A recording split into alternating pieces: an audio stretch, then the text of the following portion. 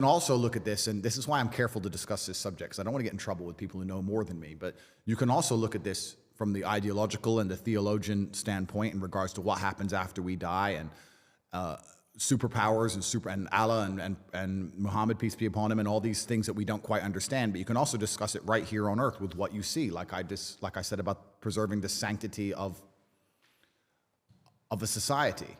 So you sit and say, okay, well, if you're Christian, how is Christianity saving your children from the oncoming enslavement? How is your Christianity saving your children from the slave mine programming? How is Christianity protecting you? How is Christianity helping your neighbors? How is Christianity preserving anything? Whereas Islam, it's kind of interesting because someone else said this who was smarter than I, and I can't remember where I heard it from, but they said whenever you see a post-apocalyptic Christian society in a movie, it's just the purge and everyone's out to kill each other. When the meteors hit or whatever and America's under attack, there's snipers on the roof and everyone's trying to get food and everyone's struggling. Whereas if you look at a post-apocalyptic Islamic society, which exists right now, they're on the earth right now, they function and people still love each other. And it's the belief in God that keeps them together. I mean, there's no legal system in Gaza that's stopping people from committing crime. It's God, and it's God alone. And then you sit and say, okay, well, the strength of that religion, even in the harshest possible conditions, can preserve to a degree the sanctity of society and human nature. I don't think a Christian country could do that. If you put a Christian country under the level of destruction Gaza's currently going through, I don't think people would sit and say, well, Jesus says I shouldn't steal. In fact, if you look at what happens during natural disasters in America, it's the absolute opposite. It's just looting and chaos. What is a Christian country anymore? I don't know. What is a Christian country? A guy in America recently just got charged for a hate crime for taking down a statue of the devil that they had erected in a church. I'm mind blown. Like, statue of a devil in a church. They put a statue of the devil in a church. That one makes sense. He walked in there and ripped it down, and he's being charged with a hate crime. So I feel like if I want to get conspiratorial, which of course is unlike me, but if I want to, I feel like I'm all for it, so bring it. Well, God is the final barrier.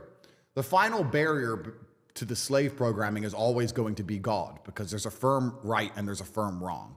They're going to come along and convince us all that the sky is green, and it's unfortunate because slowly they're going to win. Right now, we laugh at the fact that a man can chop his dick off and become a girl. We laugh at that. But our great-grandchildren won't laugh at that idea. Unfortunately, slowly they're creeping in. And the only barrier to this insanity, the final protection, is God, the book that says yes and no. Simple. So would you say, just a quick, I'm sorry to disturb you there, would you say the answer to getting out of that and being part of the group where we don't believe what they say regardless is religion? Oh, it is, but it's only Islam. This is the point, because Christianity is under such heavy attack now, and they've watered it down and diluted it so deliberately.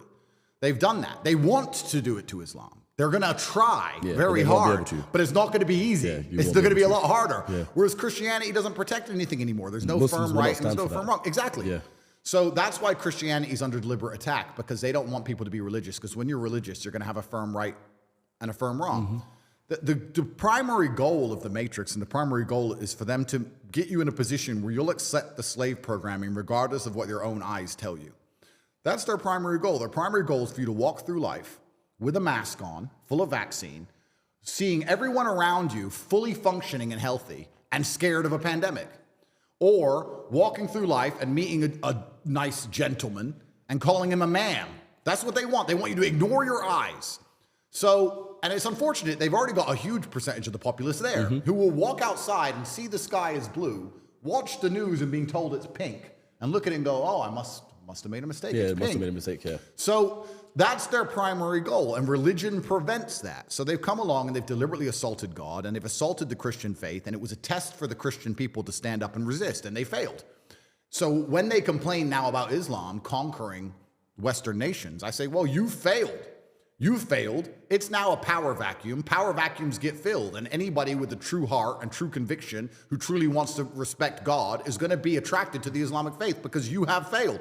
I don't want, bro, if you're going to go to war, which I just described, because war is nothing other than controlling of ideas. That's all war is. The reason we send tanks to some random field and blow things apart is to gain influence over a geographical area so we can Gain control, power, yeah. to control the ideas of Yep. that area.